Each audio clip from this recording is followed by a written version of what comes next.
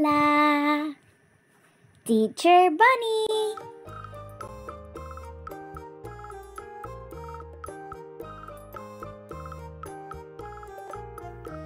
Ligtas at responsableng gamit ng ICT or Information and Communications Technology. Isang paraan ng chat ng pakikipag-usap na gumagamit ng internet. Kapag nag-type ka ng mensahe, makikita ito ng lahat ng iyong kausap sa chat room. Upang magamit ang chat, kailangang may koneksyon ang iyong computer sa internet. Pag-sign in sa Google Hangouts. Number 1. Buksan ang iyong web browser.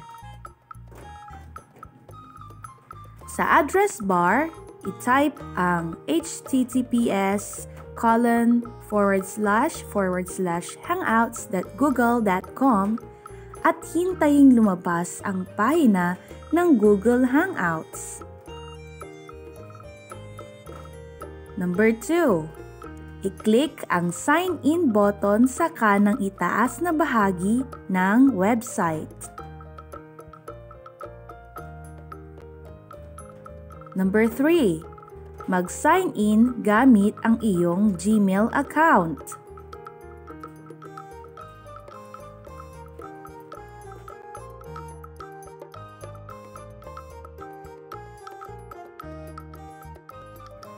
Pagpapadala ng mensahe gamit ang Google Hangouts. Pangunahing layunin ng Google Hangouts ang makapagbigay ng pagkakataon sa gumagamit nito na makapagpadala ng mensahe sa mabilis na paraan. Upang makapagpadala ng mensahe, gawin ang mga sumusunod. Number 1. Sa kaliwang itaas na bahagi ng pahina, pindutin ang New Conversation. I-type ang email address ng taong nais mong padalhan ng mensahe. Number 3. Kapag lumabas na ang pangalan ng taong nais mong makausap, pindutin ang pangalan niya at lalabas sa kanang bahagi ang chat box. I-type at i-send ang mensaheng nais iparating sa kanya.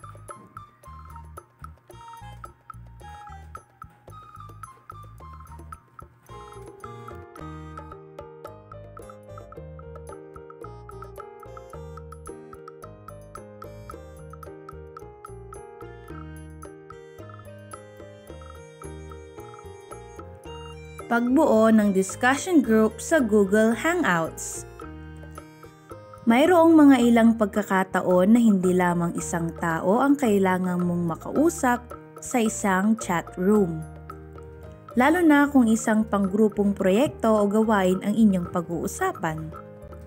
Maaaring gumawa ng isang group chat o discussion group sa Google Hangouts, kung saan maaari mong makausap ang iyong mga kaklase, guro o iba pang mapagkakatiwalaang tao tungkol sa mga makabuluhang bagay, lalong higit tungkol sa iyong pinag-aaralan. Narito ang mga paraan sa paggawa ng discussion thread sa Google Hangouts. Number 1. Pindutin muli ang New Conversation sa kanang itaas na bahagi ng screen.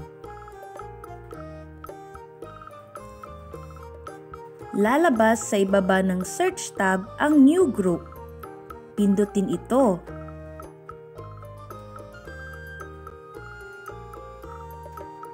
Number 3. I-type ang mga email address ng mga nais mong isama sa discussion group.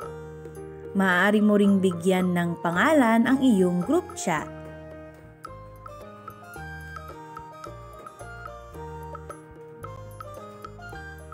Pagkatapos pangalanan ang discussion group at may type ang mga email address ng mga nais mong isama, pindutin ang check. Number 4. I-type sa text box ang mensaheng nais mong ipadala.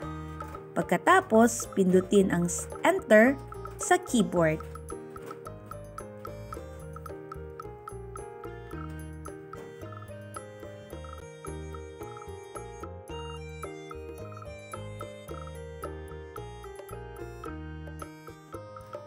Mga panuntunan sa pagsali sa discussion group. Mga kailangang tandaan at isaalang-alang upang maging epektibo at ligtas ang iyong pakikipagkomunikasyon. Narito ang ilang paalala upang mas maging responsable sa pakikipag-ugnayan gamit ang Google Hangouts. Number 1. Siguraduhing mapagkakatiwalaan ang mga taong kasali sa discussion group. Kung ikaw ay nakatanggap ng imbitasyong sumali sa isang group chat mula sa mga hindi kilalang tao, huwag itong tanggapin. Number 2. Iwasan ang mga salitang hindi karapat-dapat at walang kabuluhan. Kahit hindi pampubliko ang inyong group chat, maaari pa ring mangyari ang cyberbullying. Laging isaalang-alang ang damdamin ng iyong mga kausap. Number 3. Pag-usapan lamang ang mga makabuluhang bagay tulad ng mga proyekto sa paaralan, mga karagdagang kaalaman sa iba't ibang bagay, at mga makatutulong sa pag-aaral at sa pamumuhay.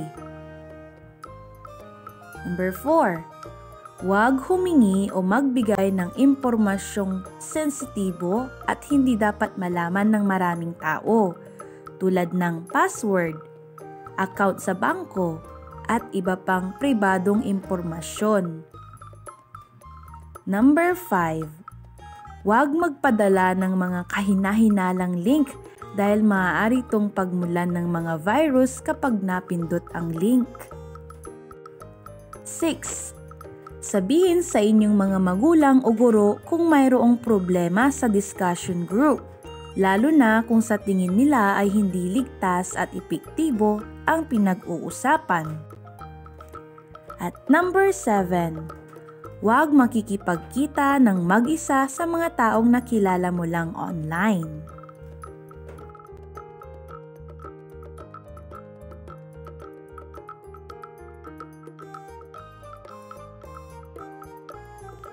Sa videong ito, napanood ninyo ang ligtas at responsableng gamit ng ICT, Information and Communications Technology. Napag-aralan natin kung paano ang pag-sign in sa Google Hangouts. Napag-aralan din natin kung paano magpadala ng mensahe gamit ang Google Hangouts.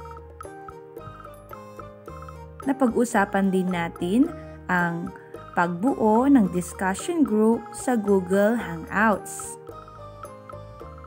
At panghuli, ang mga panuntunan sa pagsali sa discussion group. Maraming salamat sa panunood. Paalam!